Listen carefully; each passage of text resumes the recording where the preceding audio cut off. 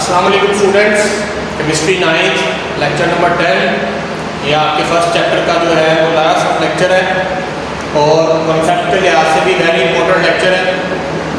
Students, topic पर आने से पहले थोड़ा सा आपको बैकग्राउंड का पता होना चाहिए कि हमने इस पूरे चैप्टर में जो है वो क्या क्या पढ़ा है। असल में ये टॉपिक आपका पिछले सारे कॉन्सेप्ट से रिलेटेड ही है।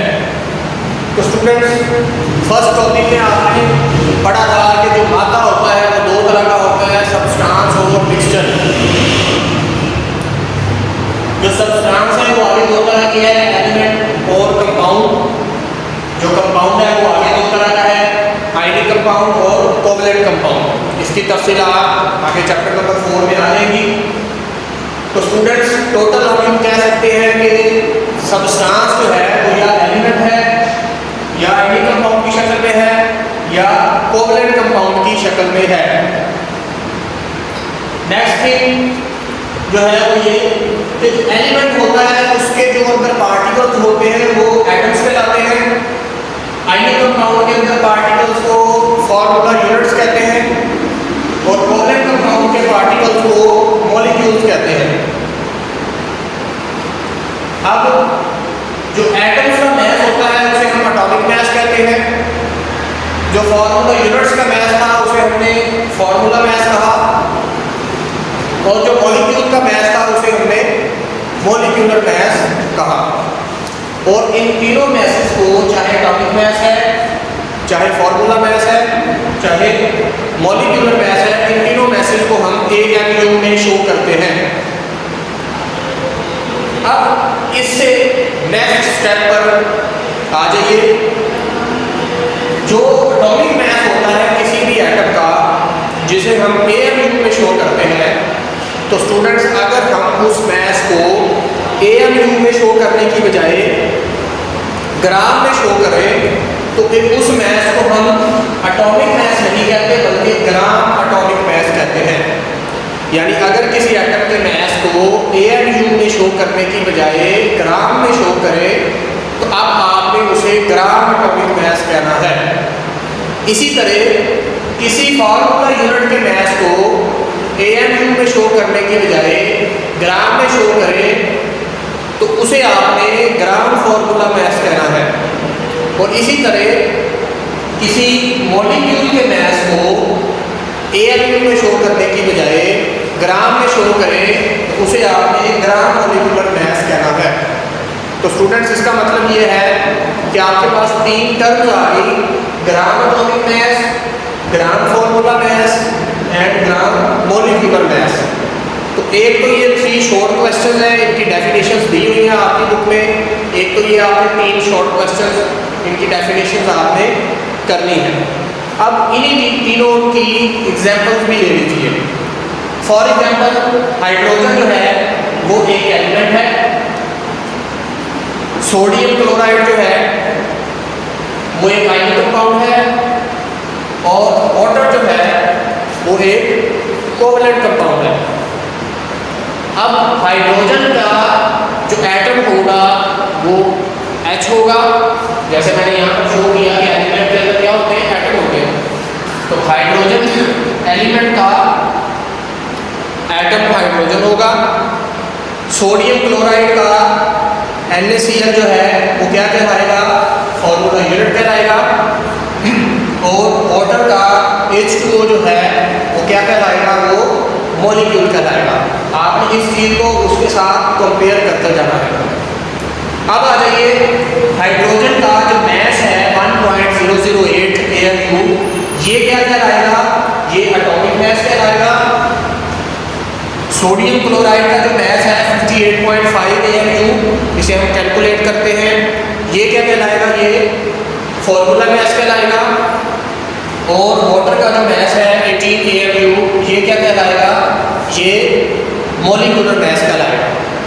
तो मैंने आपको ये कहा था कि अगर किसी एटम का एटॉमिक मैस या किसी फॉर्मूला यूनिट का फॉर्मूला मैस या किसी मॉलिक्यूल का मॉलिक्यूलर मैस, अगर आप इनको AMU में जाहिर करने की बजाय ग्राम में जाहिर करें तो वो ग्राम एटॉमिक मास बन जाता है, ग्राम फॉर्मूला मास बन जाता है, या ग्राम मॉलिक्यूलर मास बन जाता है। तो वो जो कॉन्सेप्ट आपको 3 दिए मैंने, उनकी ये एग्जाम्पल थी। इसके बाद आ जाइए नेक्स्ट टॉपिक की तरफ, जो कि हमारे 2 टॉपिक हैं, एक मोल है और एक एवोगैड्रोस नंबर है। बेसिकली हमने 3 टॉपिक्स करने थे। एक टॉपिक ये वाला था, define gram atomic mass, define gram formula mass, define gram molecular mass. इस पर बात हमने कर ली हुई है। अब नेक्स्ट जो हमारे 2 टॉपिक है, एक है जी डिफाइन मोल, दूसरा है डिफाइन एवोगैड्रोस नंबर। अगर आप यहाँ तक आ चुके हैं ग्राम तक, तो स्टूडेंट्स याद रखिएगा कि मोल क्या होता है। मैं मोल को डिफाइन करने लगा हूँ। केमिस्ट ये कहते हैं कि जब आप किसी एटम का ग्राम एटॉमिक मास ले लें, या किसी फॉर्मूला यूनिट का ग्राम फॉर्मूला मास ले लें, या किसी मॉलिक्यूल का ग्राम मॉलिक्यूलर मास ले लें, तो ये जो क्वांटिटीज आप ले लेते हैं ग्राम में, ये 1 मोल के बराबर होती हैं।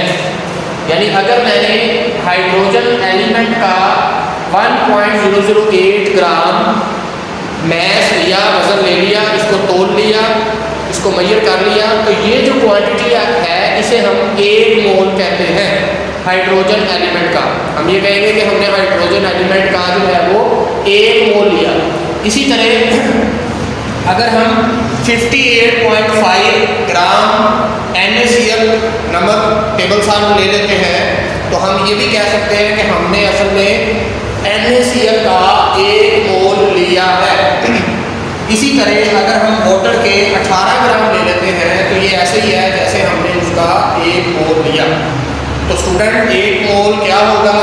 हम ये कहते हैं कि ग्राम एटॉमिक मास या ग्राम फॉर्मूला मास या ग्राम मॉलिक्यूलर मास अगर हम ले लें सब्सटेंस का, तो वो उसके 1 मोल के बराबर होता है। और जब आप किसी चीज़ का 1 मोल ले लेते हैं, तो हमेशा याद रखिएगा उस 1 मोल क्वांटिटी के अंदर जो पार्टिकल्स होंगे वो हमेशा एक ख़ास तादाद के होंगे। वो तादाद क्या होती है? वो होती है कि 6.02 × 10⁻³ पार्टिकल्स। यानी जब भी आप किसी चीज़ का 1 मोल लेते हो, तो हमेशा उसके अंदर जो बेसिक पार्टिकल्स होंगे वो इस तादाद में होंगे। ये जो तादाद है इसको हम क्या कहते हैं जी? एवोगैड्रोस नंबर कहते हैं। एवोगैड्रो एक साइंटिस्ट का नाम था, उसने अपने नाम पर इन नंबर्स को या इस तादाद को उसने अपने नाम पर रखा, इसलिए इस नंबर को हम एवोगैड्रोस नंबर कहते हैं। स्टूडेंट्स, मोल का कॉन्सेप्ट हो या एवोगैड्रोस नंबर का कॉन्सेप्ट हो, इसको समझने के लिए आपको दर्जन का कॉन्सेप्ट सामने रखना पड़ता है। दर्जन कहते हैं डोजन को। मिसाल के तौर पे जैसे आप ये कहते हो कि आप किसी भी चीज़ की 1 दर्जन जब लेते हो, तो उसके अंदर तादाद हमेशा 12 ही होती है। बिल्कुल इसी तरह केमिस्ट कहते हैं कि जब भी आप किसी चीज़ का 1 मोल लेते हो, तो उसके अंदर तादाद हमेशा एवोगैड्रोस नंबर होती है। यानी अगर आपने किसी एलिमेंट का 1 मोल लिया है, तो उसके अंदर एलिमेंट के पार्टिकल्स कौन से होते हैं? वो तो एटम्स होते हैं। तो इसलिए अगर हम किसी एलिमेंट का 1 मोल लेंगे, तो उसके अंदर उसके एटम्स कितने होंगे? एवोगैड्रोस नंबर होंगे। बिल्कुल ऐसे ही जैसे हम दर्जन के अंदर कितनी तादाद होती है? 12 होती है। वैसे ही हर चीज़ के 1 मोल के अंदर कितनी तादाद होगी पार्टिकल्स की? एवोगैड्रोस नंबर होगी। इसी तरह अगर हम आयनिक कंपाउंड का 1 मोल ले लेते हैं, तो उसके अंदर जो फार्मूला यूनिट्स होंगे उसकी तादाद कितनी होगी? एवोगैड्रोस नंबर होगी। और इसी तरह अगर हम किसी कोवलेंट कंपाउंड का 1 मोल ले लेते हैं, जैसे वाटर का हमने 1 मोल ले लिया, तो उसके अंदर जो वाटर के मॉलिक्यूल्स हैं उसकी तादाद कितनी होगी? एवोगैड्रोस नंबर होगी। तो स्टूडेंट्स, ये रिलेशन है मोल का और एवोगैड्रोस नंबर का। तो आज का जो हमारा पूरा जो टॉपिक था वो बेसिकली आप कह लेंगे 3 हिस्सों में आपने इसको तैयार करना है। एक हिस्से में आपने 3 डेफिनेशंस प्रिपेयर करनी है। Define gram atomic mass, define gram formula mass define gram molecular max, ये एक पोर्शन है। ये 3 डेफिनेशंस विद एग्जांपल आपकी बुक में दी हुई है। एक ये आपने 3 डेफिनेशंस तैयार करनी है। उसके अलावा आपने एक मोल की डेफिनेशन तैयार करनी है जिसके ऊपर डिटेल से बात हो चुकी है कि मोल क्या होता है। और उसके बाद आपने एवोगैड्रोस नंबर की जो डेफिनेशन है वो आपने रेडी करनी है, वो आपने तैयार करनी है। तो स्टूडेंट्स, इसके साथ ही हमारा जो फर्स्ट चैप्टर है वो कंप्लीट हो जाता है। सेकंड चैप्टर के लिए आप वेट कीजिए नेक्स्ट वीडियो के लिए जो है। तब तक के लिए अल्लाह हाफिज़।